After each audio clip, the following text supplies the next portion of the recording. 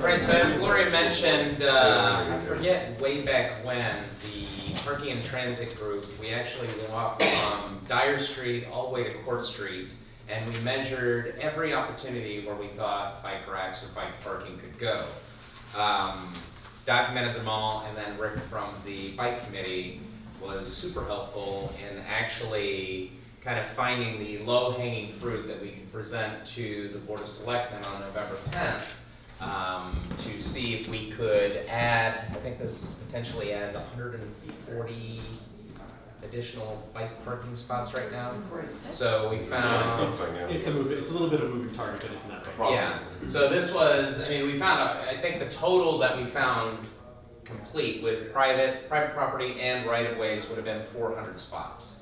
But like I said, we looked at three kind of the low-hanging fruit where the Board of Selectmen could definitely say, or hopefully say, oh yeah, that's a great idea, yes we can do that. So one of them is the Pearl Street Landing, which is right behind the Wired Puppy. If you've walked past there, down to the beach landing, there is about 40 feet of space right here where we can accommodate bike racks, and all the spaces still accommodate the bike racks, parked bikes, and traffic to go back and forth.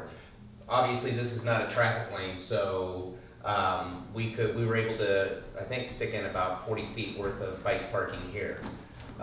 Next area is the Johnson Street lot. This one's a little more complicated.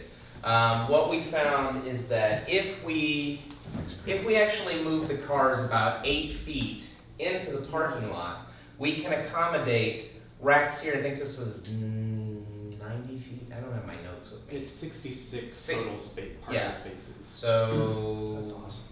That's great. Yeah. Anyway, moving the cars back 8 feet. We were originally thinking 5 feet and parking them parallel, but when Gloria and I took a look at it's 70 feet across. It's really long. So we can take, we could take 8 feet, which is a bike going from this curb to this curb and not interfere with any of the walkway, and there would still be enough space for cars to back in and out and for traffic to go in and out as well. And it doesn't And interfere to with meet any accepted standards for that. It's not like we're shrinking it too small. You still have 24 feet of backup space, 18-foot parking space lengths, and you still have all that room for bike parking. It also resolves a problem that if you People actually park walk their down bikes there anyway. people park their bikes on those trees, and there's little tiny signs that Yes. say don't attach your bike to the trees. And the beautification committee for a long time has been struggling with that to keep people from parking their bikes on trees, and this would kind of get it out of that, out of the way.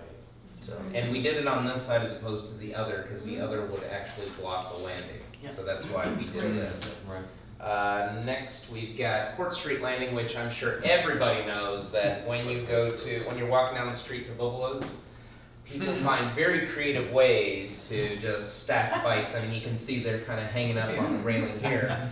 So here is where we actually found, I think it was 90 feet from the pole to the street, something like that, and 17 feet wide. So it's still able to accommodate traffic, traffic going to park in the back, emergency vehicles, but we still have all this parking space here. And again, I don't have the specific numbers because I don't have my notes with me. It says approximately 54 spaces. On the That's bottom. the Is bottom of that the there? slide. Oh, there we go. Woohoo. This is kind of what the bike racks will look like.